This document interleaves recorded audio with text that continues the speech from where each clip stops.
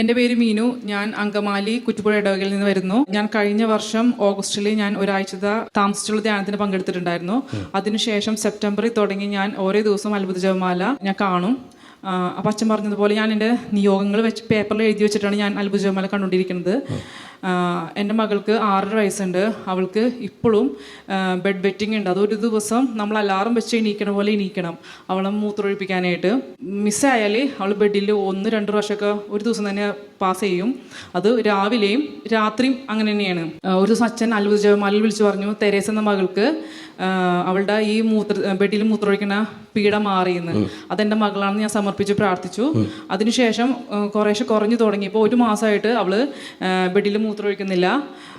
അവളിപ്പോൾ രാത്രി ഇപ്പോൾ 5 മണി ആ സമയമാകുമ്പോഴേക്കും എന്നെ വിളിച്ച് എണീപ്പിക്കും, ബാത്റൂമിൽ പോകാന്ന് പറഞ്ഞാൽ അങ്ങനെ എണീപ്പിക്കും.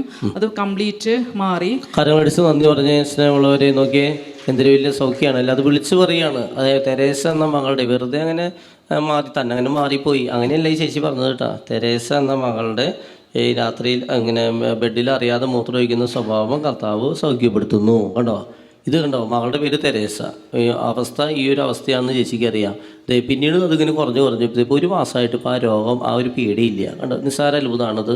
രണ്ടാമതായി എൻ്റെ ഹസ്ബൻഡിന് നെക്ക് പെയിനും ഷോൾഡർ പെയിനാണ്. ദിവസവും വന്ന് ജോലി കഴിഞ്ഞ് വന്നിട്ട് ഷോൾഡർ മസാജ് ചെയ്ത് കൊടുക്കലാണ് എൻ്റെ പരിപാടി. അപ്പോൾ ഇതും ഞാൻ യോഗം വെച്ച് ഞാൻ പ്രാർത്ഥിക്കുമായിരുന്നു. അച്ഛനെ വിളിച്ച് പറയാറുണ്ട് നെക്ക് പെയിൻ ഷോൾഡർ പെയിൻ ഉള്ളവർക്ക് പ്രാർത്ഥിക്കണമെന്ന്. അങ്ങനെ ഞാൻ എൻ്റെ ഹസ്ബൻഡിൻ്റെ പേര് പറഞ്ഞ് ഞാൻ പ്രാർത്ഥിച്ചു.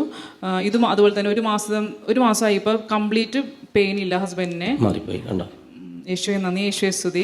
മൂന്നാമതായി എൻ്റെ ചേച്ചിക്ക് യൂട്രസിൽ അത്ഭുത ജപമാല ഞാൻ ഇപ്പോഴും ദിവസം ഓരോ എപ്പിസോഡ് ഞാൻ കാണുന്നുണ്ട്. ചേച്ചിക്ക് യൂട്രസിൽ ഫൈബ്രോയിഡും പിന്നെ തിക്നെസ്സും ആയിരുന്നു. അതുകൊണ്ട് ഹെവി ബ്ലീഡിങ് ആയിരുന്നു. ഡോക്ടറെ കണ്ട് 1 മാസം മരുന്ന് കഴിച്ചിട്ട് നമുക്ക് യൂട്രസ് റിമൂവ് ചെയ്യാമെന്ന് പറഞ്ഞു. 1 മാസം മരുന്ന് കഴിച്ചു. ഞാനും എൻ്റെ അമ്മയും അത്ഭുത ജപമാലയിൽ ഈ നിയോഗം വെച്ച് ഞാൻ പ്രാർത്ഥിക്കുമായിരുന്നു. 1 മാസം കഴിഞ്ഞ് സ്കാൻ ചെയ്തപ്പോൾ യൂട്രസിൻ്റെ തിക്നെസ്സും ഫൈബ്രോയിൻ്റെ സൈസും കുറഞ്ഞു. ഡോക്ടർ പറഞ്ഞു ഇത് 1 മാസത്തിനുള്ളിൽ ഇങ്ങനെ സംഭവിക്കുന്നത് വളരെ ചുരുക്കമാണ്, ഇനി സർജറി ചെയ്യേണ്ടെന്ന് പറഞ്ഞു.